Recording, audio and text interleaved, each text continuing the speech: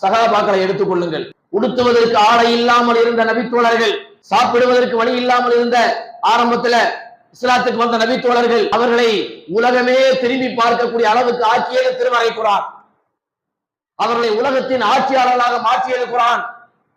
அவர்களுக்கு மத்தியில் இருந்த காழ்ப்புணர்ச்சிகளை, தீங்குகளை, தீய எண்ணங்களை, பகைமைகளை ஒழித்தது குர்ஆன். அவர்களை சகோதரர்களாக மாற்றியது குர்ஆன். அவர்களை பண்பட்டவர்களாக, நாகரிகமானவர்களாக, உலகத்தின் தலை சிறந்தவர்களாக மாற்றியது குர்ஆன்.